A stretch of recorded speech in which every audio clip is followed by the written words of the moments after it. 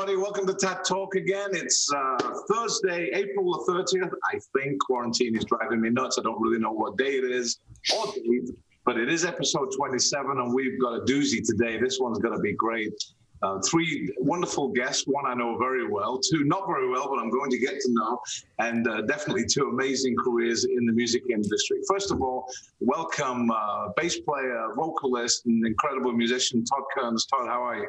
I'm great. Thank you so much for having me. Great having you on the show. Where are you right now geographically? I'm in Las Vegas, Nevada. I've been here, I was about to say I've been here 13, 14 years, but I don't mean like in this room, though it feels like that. I saw recent drone footage. Somebody flew a drone over Las Vegas. I know. God, it was bizarre. It's super bizarre. I drove down the strip. I dragged the wife. I thought it'll be really interesting to drive down the strip. And it was actually kind of creepy. It wasn't that interesting. It was kind of more like, ugh, let's go home. Kind of Armageddon. Well, thanks for being on the show. This will be a blast today. Thank you. Also joining us, amazing sound engineer, producer, and so many more things. I think up in Canada. Welcome, Dan Brodbeck. How you doing, Dan? Good. How are you? Thank you for having me. Great. Where are you? You're in London, Ontario. Is that right? I'm close. It gets even weirder. I'm from Elsa Craig, Ontario. I think There's about 90 people here. So I can see the end of the town from the beginning of the town. But I did live in London for 40 years and moved out to the middle of nowhere with my wife a couple of years ago. Wow. That's tiny. You know, I'm in Phoenix, and just north of Phoenix, we have a small town. I don't know if anyone's heard of it. It's called Nothing, Arizona. Really? Yeah, it is. Wow. And for the longest time, we'd be driving from here to Vegas, and they'd say, "Welcome to Nothing, Arizona, population 3." Wow. And then all of a sudden, one day, it went population 4. But something happened. We don't know what. Nothing, Arizona. But welcome to the show, Dan. Great having you on. Excellent. Thank you. And the reason these two are on the show is because of our third guest, Julia here, that some of you know, most of you know, is, I've just realized that your name is wrong on the screen. We've got you as Nick. Probably Nick, but that's okay. Don't worry about it. We've got Julia Tramer here as third guest. How you doing, Julia? I'm good. How are you? Good. So how do you know these two people? Well, Dan was actually my audio engineering professor in college at Fanshawe College. So that's how I know Dan, and we've kind of stayed in touch over the years. And Todd I actually met at a studio in Vegas that I was kind of assisting and, helping out at for a little while that I started working at because of Dan. So that's how I know both of them. Cool. We're also, you may already know many of the Julia stories, guys, but we might let you into some of them. She started known as being a double threat and a triple threat when we learned that she sung and she could dance and she played bass guitar. Then we found out she played drums, and then we found out she was nearly a scratch golfer and she drove a forklift. What? What? She's a licensed forklift operator. So this kind of goes on, We just, what do we need doing? Yeah, just call Julia. It's funny how the forklift part was what got me. Everything else I was like, cool. And then forklift, yeah. When you're a stage technician, you never know what you're going to need. And amazing. Wow. Forklift, so. That's true, yeah. And she has a pet hedgehog called Seymour. So, all kinds of lines. But this will be a blast today. We're going to start the show off as we always do with 3 quick fire questions. Really simple. I fire a question at you. Have a think about it and tell us what you think. I'm going to start with you, Todd.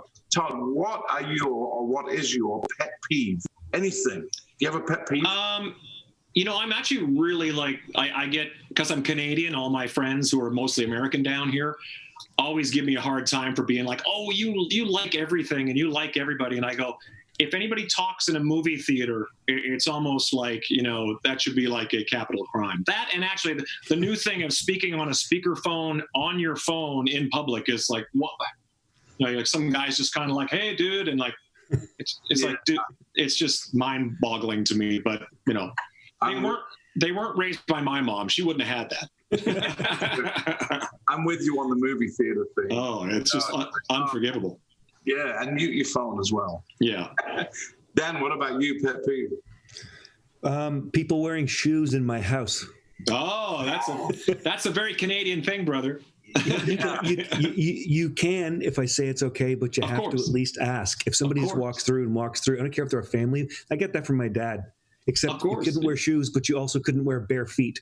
So you had to have socks on. I'm not that weird. I wear bare feet. But yeah, no shoes in the house. Yeah, that's cool. We actually just had the house tiled, and it's white tile. Ooh, So you can imagine, someone comes in. No, yeah, that one. Julia, what's your pet peeve apart from butter? Well, when people, Nick, we'll like take something or use something in the house, but instead of like walking the 10 steps and putting it back where it goes, he just drops it somewhere. Yeah. leaves it, and then it starts building up, and then, you know, just put it back. That's what guys call remodeling. That's what we call it. Exactly. You know, funny, I'm going to talk on my pet peeve. Is one of them is I'll go in the bathroom and we have two separate sinks for my wife and I, and my sink has a razor and a toothbrush. That's it. And a toothpaste. Right.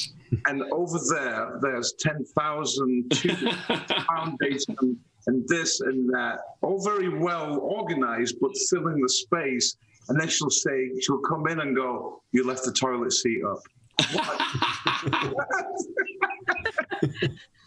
All right, cool. All right, Dan, we're going to start with you on this one. This is a tough one. I got asked this question. I go, I don't want to answer this.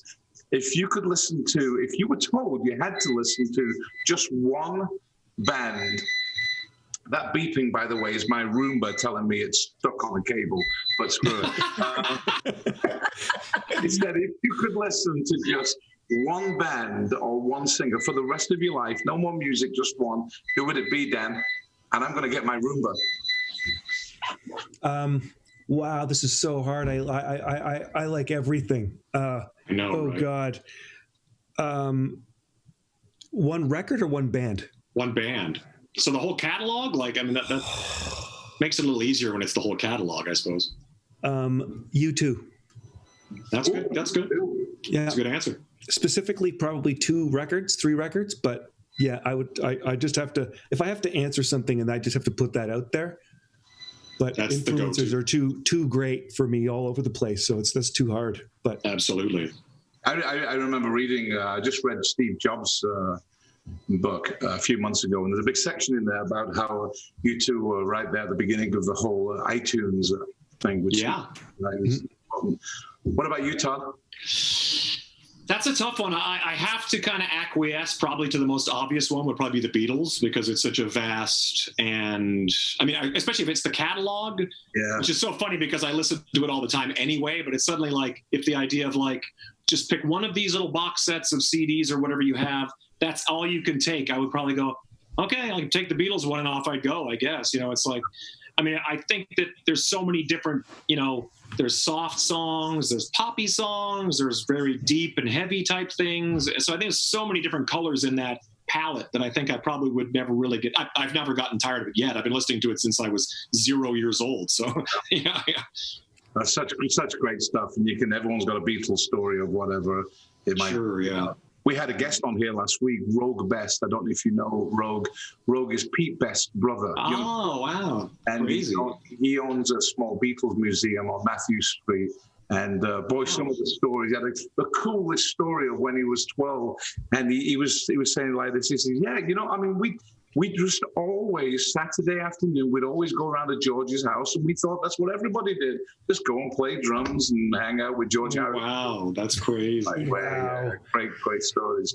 Amazing. Julia, who are you going to choose, Julia? It's a toss-up between two. It's Guns N' Roses and Fleetwood Mac, because wow. that I grew up listening to with my uncle and my parents. Those were like the 2 bands that were most played at our house. So I don't know if I could choose between the 2. Oh, you got to choose. Sorry, you got to choose one. Fleetwood Mac has a much deeper catalog, I suppose. I mean, Guns N' Roses is somewhat more limited, but I'm not trying to sway you. No, I'd probably say Fleetwood Mac. Yeah. You know, with Mac, good answer. Good stuff. All right, here's a cool one. I'm going to start with you, Julia, now, because you're young as well. Younger than. Yeah, exactly.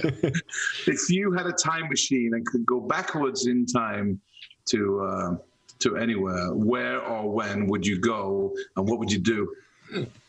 I would go back and see how the pyramids were built Wow. because I'm curious. Yeah, because you've no idea how they were built, and neither do I. I mean, they tell us how, but that's cool. Okay, the pyramid. You know? Cool. What about you, I like Dan? it. A little controversial, but I might go back a couple of months ago and find the guy in Wuhan that ate the bat.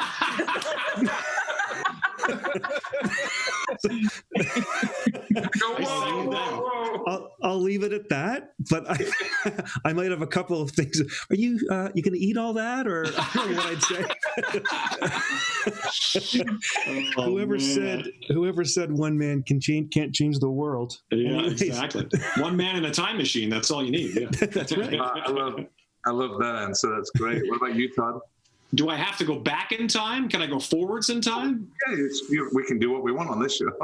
Wow. I have to admit, I'm a sci-fi nerd, so I would go into the future. So there's a part of me that's kind of like, it's going to be it'll be like Star Trek, and everybody gets along, and we're all like cool. Or it's going to be complete like, dystopia and Blade Runner type thing. I'm not sure, but I think I'd be most curious to see what life is like. Yeah. 100 years, 200 years from now, just to see where we as a society and the people are. I think it'd be really fascinating. I always say to my wife, look, if the only reason I wanted to play music was because Starfleet Academy wasn't a thing. So I knew I couldn't be a captain of a starship. So I'll just get on stage and play rock and roll. It's the same thing, really. Absolutely. I'd love to go back and be on the Titanic. Really? Well, not at that part. No, I get off right before that. But Yeah, see you, suckers. Well, you could point out the iceberg, hopefully. There's an iceberg up there. Yeah. but it was such at the time, it was such a massive thing. Actually, I'm going to digress just a little bit because I want to tell you this story. We were on a cruise ship going between Southampton and New York, and it was the Queen Mary 2, and it was kind of not tracing the same route, but similar.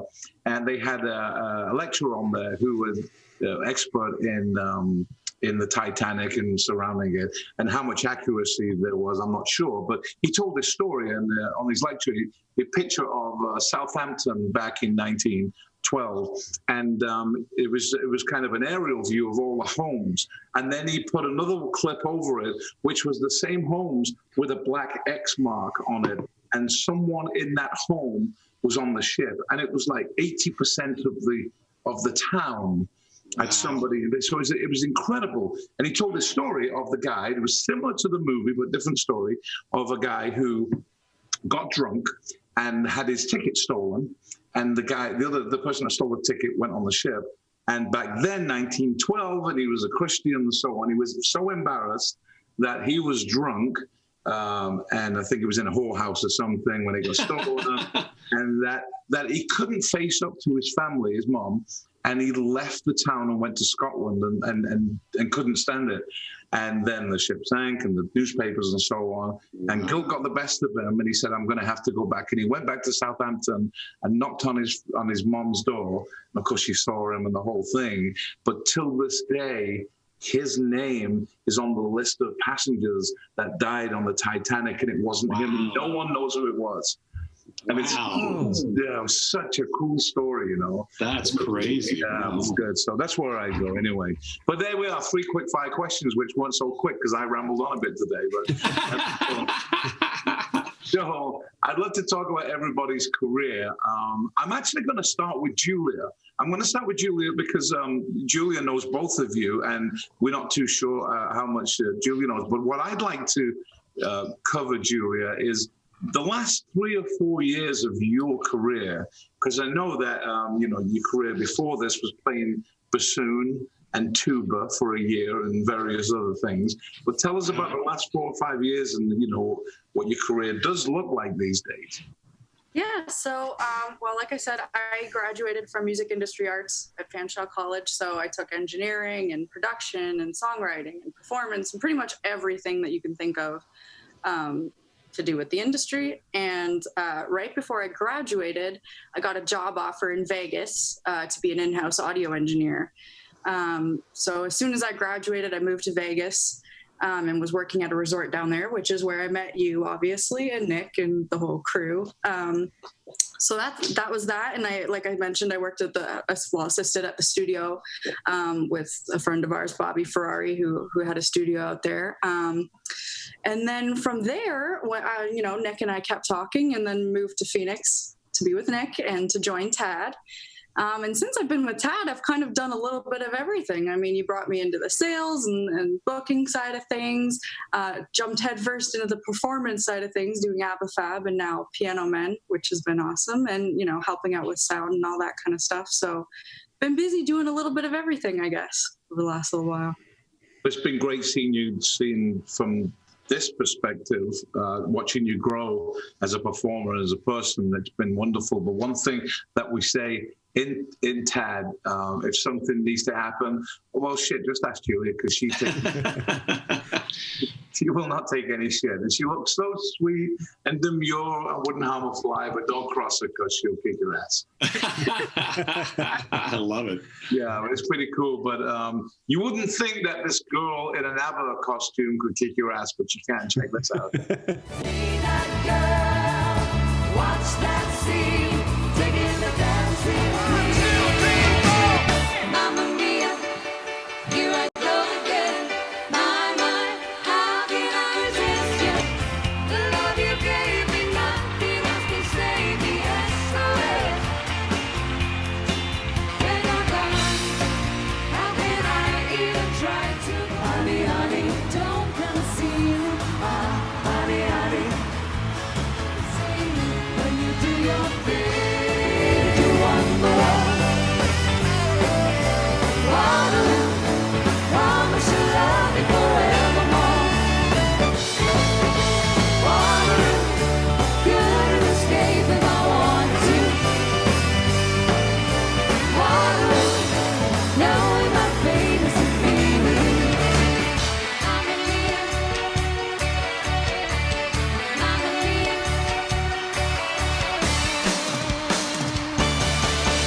There she is in her ABBA stuff. And what you don't see is Julia is at the back there with that ABBA dress on and playing the keyboards, but she's also the woman on the stage, the person on the stage responsible for all the tech stuff. She has a computer by herself and a Cymatic and stuff like that, and she's firing all those buttons and keeping a smile on her face. So do a great job, Julia. It's great. Thank you.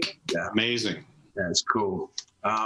So great to have you on the show as well, Julia. And thanks for introducing me to these two guys. Yeah, of course. Let's talk to Dan. Dan, I actually pulled up your Wikipedia page here because ignorantly Julia told me that Dan's won a Juno, and I thought you'd won a Roland keyboard or something, an older analog keyboard, And so I apologize for not knowing that. Juno, I believe it's about kind of the Canadian equivalent of a Grammy. Is that? Yeah, basically. Yeah. And Yes. And you won a Juno. Tell us about the Juno you won. I won it for Recording Engineer of the Year for Dolores O'Riordan of the Cranberries, her second solo record. Wow. That I produced and engineered and mixed and wrote songs and played guitar on and played a bit of bass on and made the record in 2008. And then by the time it was released, the awards happened. It was 2010. So the Grammy nomination thing happened just a couple months ago. And that was for the Cranberries' last record after she had passed away. So it's both big things like that have happened came through Dolores, which is rest in peace, basically. Absolutely. Yeah. No, that's tough. Just touching on the awards thing, you hear a lot of comments of people going on awards and so, well, yeah, it's cool, but not. But I can't help thinking that when you do get voted for an award by your peers, that there has to be it's kind of a different sense of achievement by going, well, this is cool. People have recognized me for what I've done. Did you get that? Oh, absolutely. I mean, there's a funny story because when I was sitting at the table, it was in St. John's, Newfoundland, way out, speaking of the Titanic, sitting out at the table with Kane and Kevin Churko. and because they were both up for a record of Kane's, and they were up against Bob Rock for producer, and I was up for the engineer award, and which was, those guys are, I mean, you obviously, you know Corey well. It's, the family is just ridiculous. Yeah. And I went, there's obviously, there's a bit of validation after doing this kind of thing for so long. And, you know, everybody says that's such an honor to be nominated, and it is. But a friend of mine who was nominated as well that night, he won for Amanda Marshall a few years back. He was sitting beside me. I went up, acceptance speech. I go back and sit down, and he leans over and says, you know, when you said you were, it was an honor to be just nominated. I said, yeah. He goes, now you know that's bullshit, don't you? Because I had just won. So, and I didn't think I was going to, because I was up against some pretty amazing people, and maybe not as big artists, but big records that year. So sure, yeah. I think my response, my wife has it recorded. They say, Dan Brodbeck, and I don't hug her. I don't do anything. I actually go, son of a bitch. And I get up. That's all I said, because I didn't know what to do. So it is. Course, honestly, it is.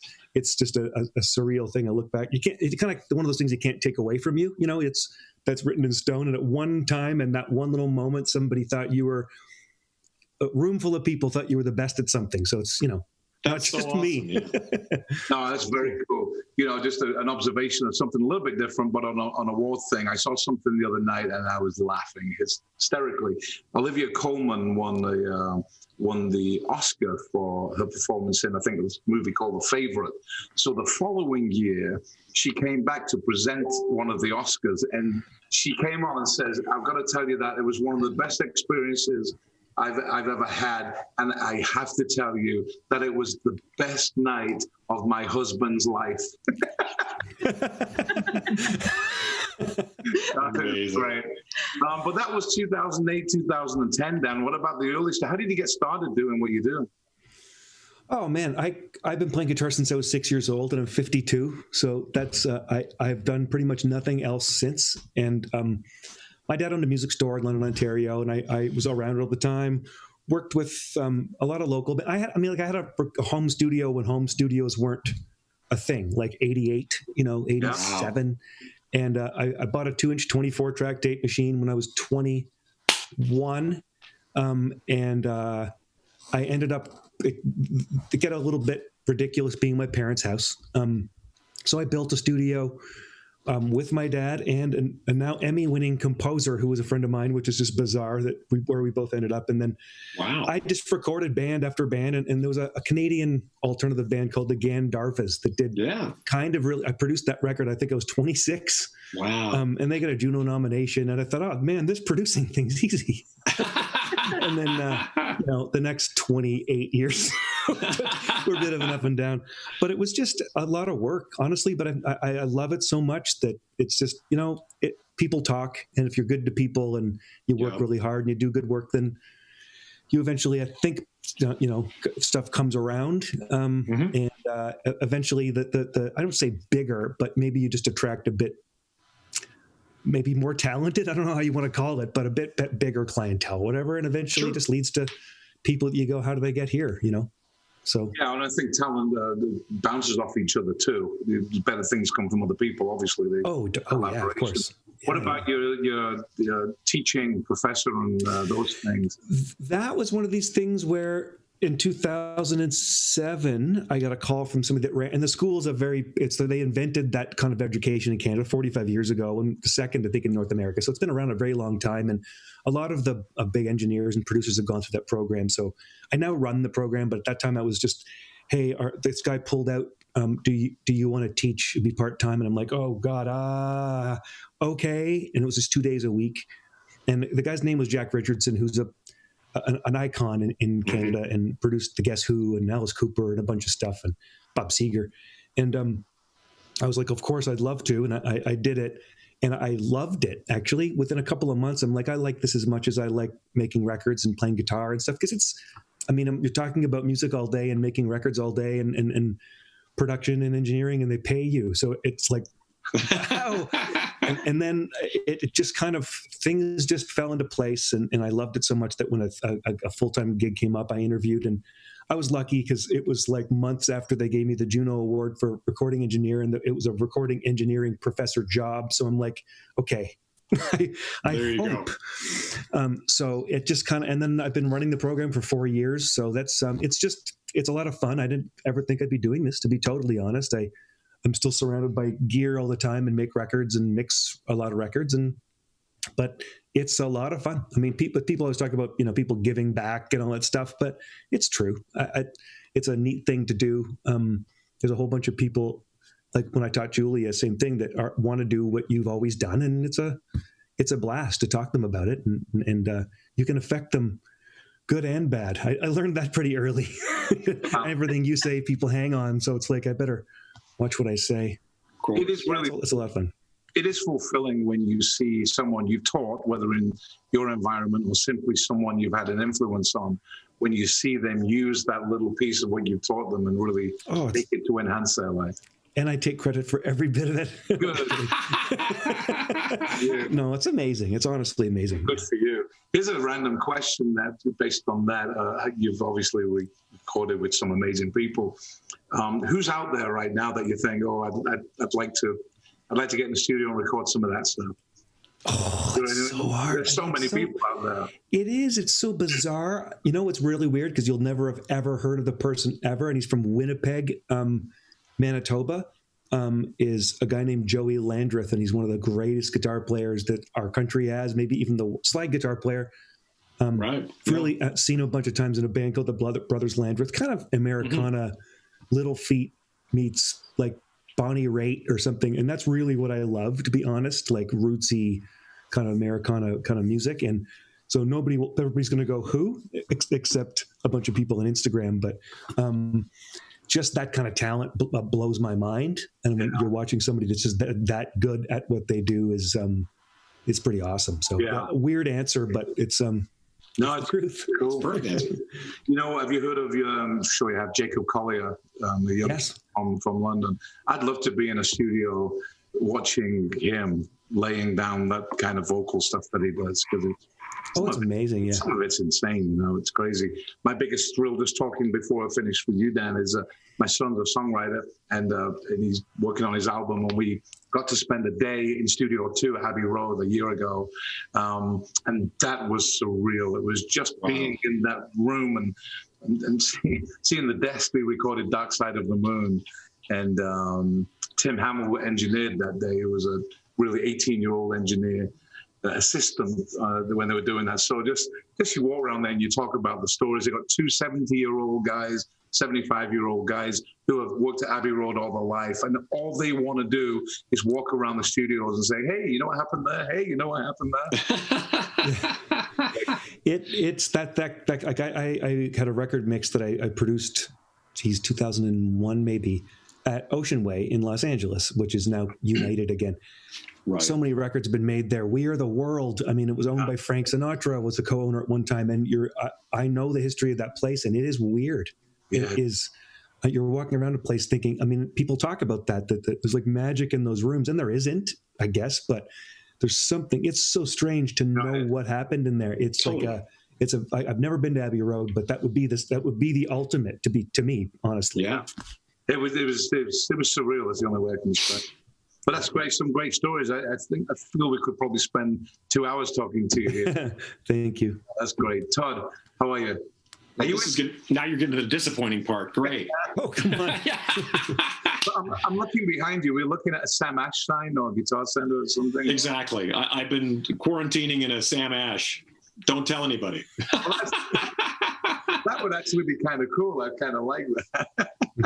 This is my father's doing, by the way. I have over the years have acquired, this is just whatever's in the house right now, but it's like, and then one day my father goes and finds this slat wall thing and just starts putting it up. We're putting the guitars up. And I go, what?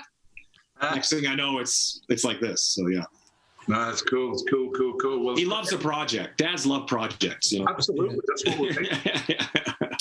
My project right now as a father-in-law is teaching them how to spread butter properly and not dig. Never to let that down. So frustrating. But thanks for being on the show, Todd. This is great. Thank you. I know some of the recent stuff, and I'm looking at Obviously we'll talk about Slash and some of your recent stuff.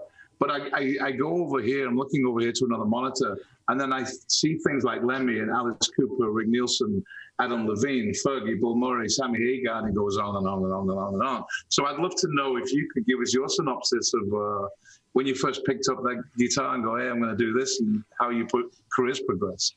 Well, it's not much different than Dan in the sense that, you're a kid and my parents owned the Beatles' second album, and I would just stare at it and listen to it and what? And Mom would go, oh yeah, Paul was the cute one or whatever. And it'd be like, it would just blow my mind. And because they all looked like four of the same person at the time. As a child, it just they're like a four-headed monster, and it was so picture perfect that, there's more than just this one album. There's a ton.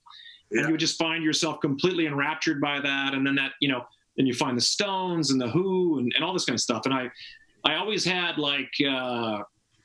we lived in a tiny town. It's funny that hearing Dan talk about that. But when I was a little kid, I was born in Saskatchewan. It's kind of like the Midwest in America. And then we moved up to way up far north in northern Manitoba. And this was like a nickel mining town that my dad got a job in. And it was so remote and distant from everything that we probably got everything a couple years late. But at the same time, it was like, I was lucky enough to find guys who could play guitar. And, my 7th grade teacher owned a Gibson Les Paul. He may as well have had Excalibur in his house. Like, we were like, what? So we'd go over there and he'd show us stuff. I remember playing the solo to The Wall, the David Gilmour guitar solo, and just being like, what? Like, it just seemed like something that only people from heaven or other worlds could do. Like Kiss as a kid seemed like they were superheroes that blew fire, and the Beatles seemed like they had come from heaven, and Elvis was some demigod from Valhalla. None of it made sense to me. And I slowly kind of found punk rock and stuff like that, and a bunch of us would get together and make terrible racket in garages and basements, and slowly the racket got a little less terrible, and the next thing you know, you're playing songs. And a lot of the songs we found it so challenging to learn songs that we would just make up songs. So we were songwriters pretty quickly. You know what I mean? Like there wasn't a real craft to it. It was just kind of like, we know these 3 chords. Yeah. And and I think that's kind of the beauty of it, and not really being weighed down by the fact that in a small town you don't have that.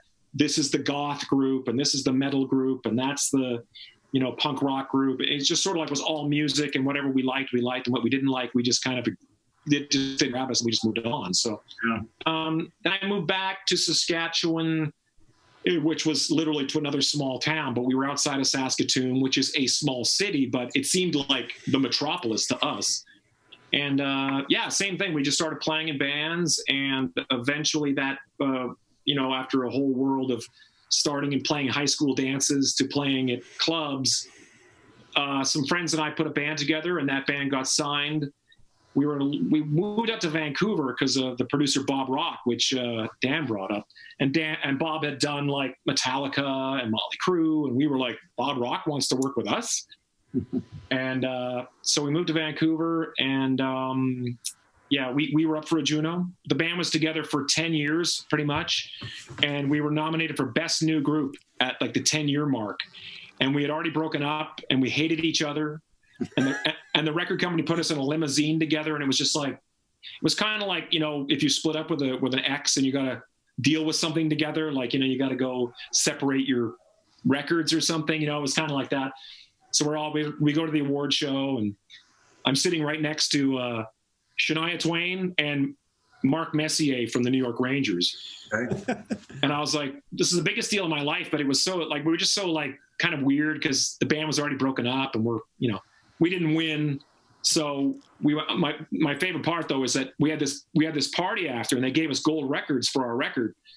Here's your gold record. And we're like, oh, cool. You're kind of like, okay, cool. It was awesome, but it was also kind of very bittersweet. Yeah. Lisa Loeb was at the party, Ron Sexsmith, all these really cool people.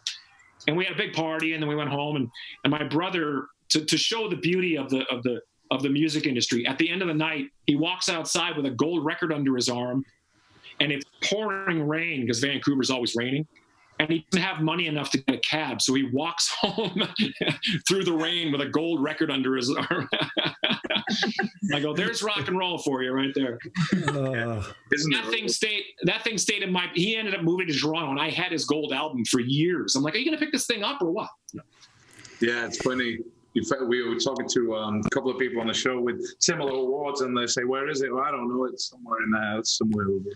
Yeah, my wife is really good about taking things and putting them up, and I'm like, oh, I forgot we had that. It's ever since I eventually found myself coming to the States on the back of one gig or another, just brought me to Las Vegas, and then I never really had a plan. It was just kind of like I came to Vegas to work on a project. And then that project spun into something else, and we went to Europe with that and came back. And then eventually Slash was putting together a solo band.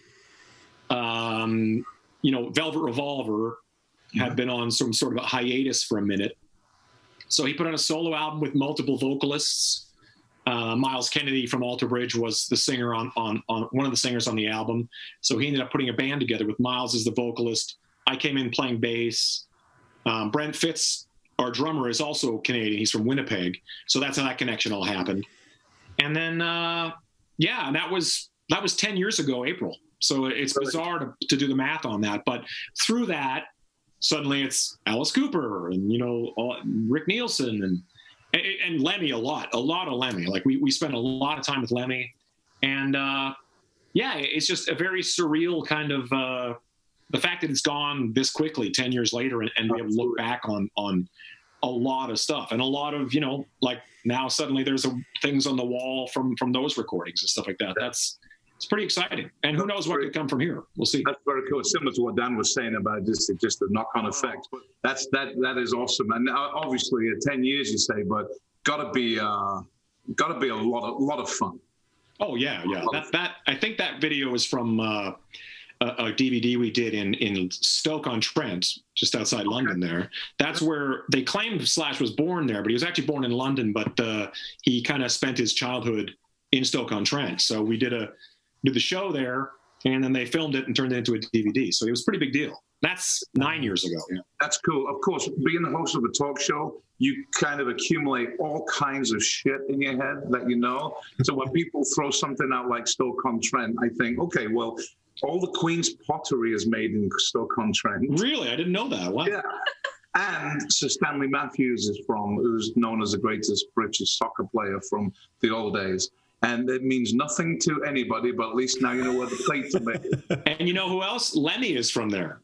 Oh, is that right? I think Lemmy was either born there or spent his childhood there as well. Is that right? So it's a very bizarre connection, yeah. I think Stoke's about halfway between London and Manchester, Liverpool, that area. I think you're right, yeah. The train goes all the way through there. Mm-hmm. But I may get this word wrong, but tell me about Took. Is that how you say it? Took, that's absolutely correct. Dan's like, yeah, it's a Canadian term for basically what this is, but it's usually got a pom-pom on top. I think I might have one here somewhere. Yeah, right here. Check it out. It's the Saskatchewan Roughriders. I don't know if Dan wants to behold that. Nice. It's basically because it's so cold in Canada. It's basically just a hat you wear all winter long. So Corey Churko, who Dan just mentioned, his brother Kevin is a big producer. Corey has been playing with Shania for 20 years, Shania Twain, and he also played with Kelly Clarkson. He's from Moose Jaw, Saskatchewan, Canada. And he's been in LA for about 20 years. Our drummer, Shane Gallus, he played with Yngwie Malmsteen. He's also Canadian from up around Alberta.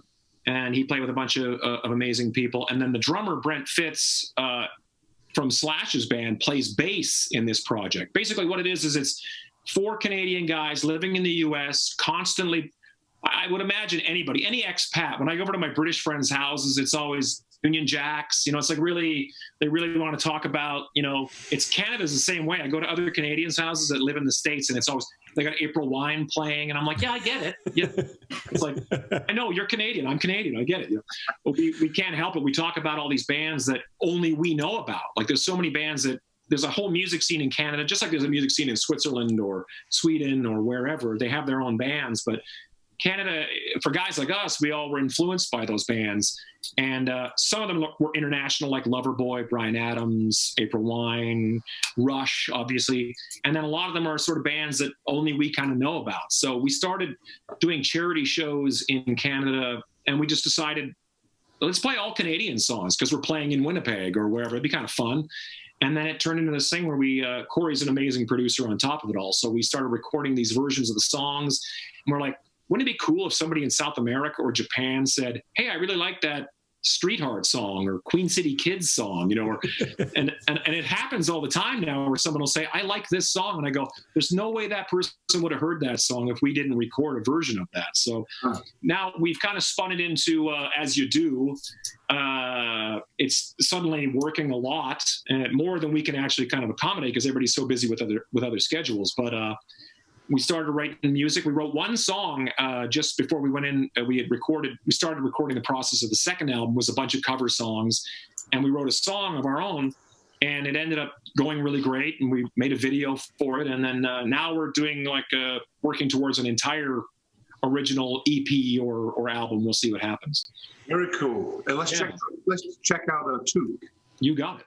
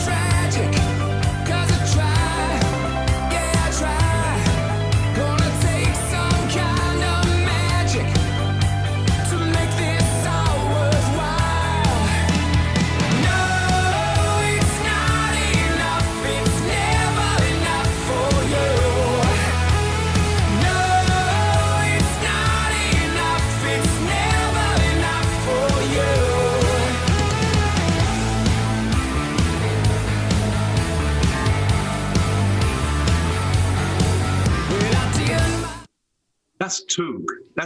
Are you on Spotify and all that kind of good stuff? Yes. Great. Go and check that out. We've all got lots of time to listen to some new music. I've got a whole list of things I need to see on Netflix and a whole list of things I need to see on my digital music platform. So Took is now on my list. Awesome. That's for sure. Talk about the Canada connection for me. By the way, how do you spell Took? Toque, but it's also been debated because I have French Canadian friends who were like, technically it's Touque, and I just went with the one that we grew up with, which of course would be the English ruined version in the Canadian prairies. But we off while we were watching Took there, we were chatting a little bit about a show that we have at TED that Nick wrote called Oh Canada, which is that's so cool. It's a tribute to the music that came out of Canada. And first of all, embarrassed to say that I had no clue who had come from Canada. The opening video, it travels with an LED screen, and they've got these actors after actor after actor. Yeah. I mean, it's incredible, all these people that came out of Canada. And then Nick started writing down this group of artists, and the show would have been 5 hours long. Oh, yeah. But you asked off camera what music we have in the show, so I'm just going to reel off the Canadians, okay? Oh, I can't wait. The artists. Shania Twain, Paul Anka, Michael Bublé, Tom Cochrane, Lighthouse, Joni Mitchell, Gordon Lightfoot, Rush, The Guess Who, Neil Young, Alana Miles, Avril Lavigne, Anne Murray, Sarah McLachlan, Katie Lang, Alanis Morissette, Celine Dion, Great Big Sea, Leonard Cohen, Bryan Adams, and Shania Twain. Wow, that's a very wide-reaching group of music too. That's awesome. Yeah. It's pretty cool, actually, and we'll share some links on the feed as well, so you can check it out. And the show is called OH, Canada. Oh, Canada. Yeah, of course, yeah. So just great having you on the show, Todd. It's fantastic. I do want to move to one other subject about bass players. Sure. Now, and that is, you know the game. Do you know the game name Rutger Gunnarsson? Pardon me? Rutger, Rutger, yeah. And Gunnarsson. Rutger. That's the most German name I've ever heard. Yeah. It is, but it was Swedish.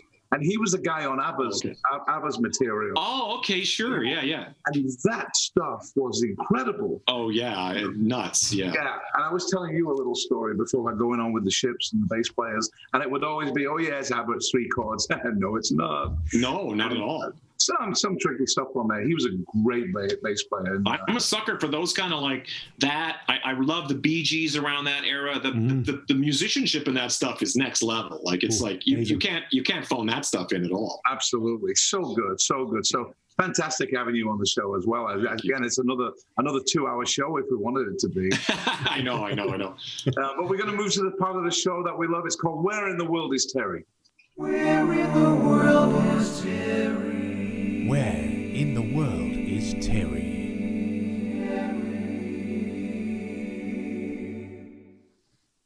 All right, where in the world is Terry? Now we put me in places, and we put me all over the world. Sometimes geographical places and so on. But today it's a little bit different because we are going to put me in the middle of a 1980s movie. So on the face of it, you would think that Julia's at a disadvantage. But I've seen her and Nick and what they watch on TV. Sure. And, anyway. So here's what we're going to do. We're going to put a movie clip on. It goes on behind me. You've got to tell me what movie it is. I'm going to start with Julia because you kind of get an easy one. They're all easy, really. But what movie is this, Julia? You got 5 seconds, by the way. Is it Top Gun? Yeah. Wow. You guys get that? Were you that quick? Yeah. It looks like Maverick behind you. Yeah. That's him. Yeah. That's an easy one. Or it's Goose. Sorry. Yeah. There's Maverick. Yeah. Yeah. So we are going to go with Todd. Uh-oh. What movie? This is actually quite easy. So we're going to have to put like a 3 to 5 second limit on this. Really? Todd, what movie is this? Oh, Airplane. Yeah. One of my favorites. Isn't it great? So good, that movie. The best.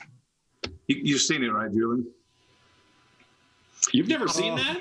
That's a classic. Oh my God! Yeah. Now I just fear that I'm not going to get the next one because the first 2 were so easy. All right, you and Nick have to come up social distance tonight, 6 feet apart. We're going to watch Airplane. Yeah. Exactly. It's so good. All right, Dan, no pressure, but these 2 didn't suck, so it's down to you now. Oh, that's a tough one. I'm looking. Oh, I know what it is. I can't see it because I've got it on the wrong view. All those excuses that sound engineers use, have you noticed that? Is it Did you see it, Dan? There's Corey Feldman. What I think is it's it? good. Goonies? The Goonies, that's what it is. Yeah. Well done. Well done. That's what it is. Did you know that? I had it in that view where the person talking gets really big. I can't see him. He's gone.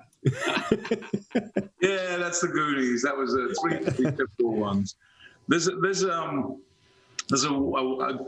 cool story that you 2 are going to like about Julia, but I'll tell you in a second. A question for you, Todd, is I asked Dan the similar question, who he'd like to record with, but is there anyone out there that you think that's out there performing now you think, yeah, I'd like to go on and do a couple of sets with him or her on stage? Like new acts, you mean, or? It doesn't matter. Anyone who's still around wouldn't really matter. Oh God. Well, I mean, when you start getting into that, it's like that question you asked Julia about 2 people to hang out with or whatever. It's like I always, my immediate answers are like Paul McCartney, Keith Richards, just to kind of like sit there and annoy them with way too many questions, you know. Yeah. But I think that's probably where I would go. You know, honestly, it's like I think I always look at guys in Paul McCartney's band and I just go, "You got the best gig in the whole world right there, bro." Rusty and those guys, I'm just like, that is the best gig in the whole world. That'd be so much fun. I'd be smiling like this the whole time. That'd be so annoying. They'd fire me for being that guy. No, absolutely. So I'm going to tell you this. It's a kind of a Goonie story. So we went to New Zealand last year. I don't know if you know this story, but Julia is a bit of a freak when it comes to Lord of the Rings. She loves Lord of the Rings and so on. Of course, yeah. And so Nick took her to New Zealand. And went to Hobbiton and went outside Bilbo Baggins thing. Sure. Got down on one knee and proposed to her. Oh, wow. Which was quite cool. And thankfully she said yes because it was an expensive trip. However, the piece de resistance, if you like, was after she said yes, he said, okay, one thing then. And he gets his phone out and he has a 4-minute video from Sean Astin, the actor from Lord of the Rings and that scene. And he said, hey, Julia, this is Sean Astin from Lord of the Rings. If you're watching this, well, I guess you said yes. And oh my God, are you serious? Wow. Yeah, way cool. And he's playing That's a slam dunk. Slam dunk. That's what that is. Yeah, follow that. Amazing. I've been to New Zealand many times, but I've never gone because we literally fly in, play a show, and get out. And I was like, Hobbiton, as I'm flying away. You got to do it. It's amazing. I know. It looks awesome. Yeah. Gorgeous country. We spent the week there. It was It's amazing. Yeah. phenomenal. All right, we'll go to the part of the show that I love. It's a question I ask every guest on every show, and we get some very interesting answers, and it is this. If you could spend the next 60 minutes with two people, dead or alive, you may know them, you may not, and anywhere in the world, who would you like to spend the next hour with? Where would you go, and what would you do? So where we're going to start with, I think we'll start with Dan. Okay, it sounds like a theme here, but George Martin and either Jeff Emmerich, which is one of the Beatles engineers, Ken Scott, the Beatles engineer, Norman Smith, these guys are heroes of my geek world, and sit in Abbey Road and listen to and talk about that. I had a chance. I sat and spoke with Ken Scott, who did his first gig ever as an engineer was I'm the Walrus, and he was like 19. What? And he came and did a guest thing at our school. So we're talking, he loved Dolores's voice. So I'm just talking to a man. Like I wasn't thinking, we're just having a conversation. He's interested in what I'm saying. And he goes, I know, it's like when I did Hey Jude. And I stopped. I stared like, what are we doing? Like, so, but which was one of the weirdest things. I mean, he was sitting there when Rocket Man was written. Like from picking up the lyrics that Elton John wrote. Oh my God. So that kind of thing, like, so to sit with, any one of those engineers and George Martin in Abbey Road would be, I could die happy. Yeah, way cool. That was good. What about you, Todd? It's funny. Abbey Road would be a big one, but I definitely think I would land on that Paul McCartney, Keith Richards thing.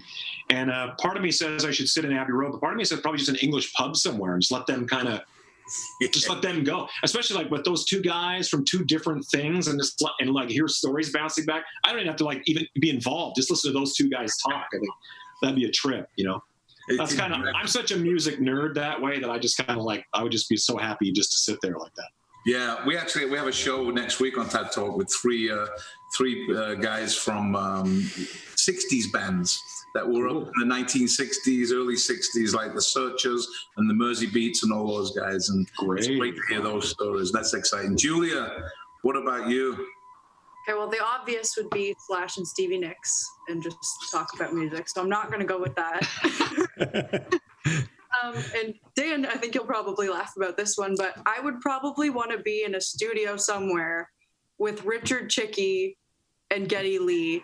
Wow. And just listen to him mixing those surround albums, because that was one thing that stuck out in my mind was when Dan was teaching surround, we had Richard Chicky come in, and I just remember the first time that you guys put Tom Sawyer on in surround. Uh-huh. Oh, wow. And I crapped my pants in the best way. So that would be a really cool thing, just to listen to those albums all being done and kind of watch it happen. Yeah, you got pretty close. I mean, the whole multi-track was there and all torn apart. Like, that's pretty crazy. Yeah. Cool stuff. This has been a great show. Thanks for being on it. I hope you've enjoyed it. We've had a blast. A lot. Yes, thanks. This is great. Thanks a lot. Hopefully I'll get to Vegas and see Took. Yeah, please do. Absolutely. And who knows, London, Ontario. I don't know if I've ever got plans to go there, but you never know. Yeah, that's right. I'm married to see my parents. London's only a few hours away. So if I go to Barrie, Ontario to meet your parents, am I going to drive a few hours to go London, or are there better things to do? There's some better things to do. I'm going to be honest with you. Well, thanks for being on the show, Julia, Dan, and Todd. It's been great. And to everyone out there, I do hope you've enjoyed the show today. It's been great. Tomorrow, we're going to have a blast. We've got Brian Conley from the UK. Now, Brian is guy's hilarious, and he's the guy that's been on all the social media recently with that little 10-second clip that says, "There's no business."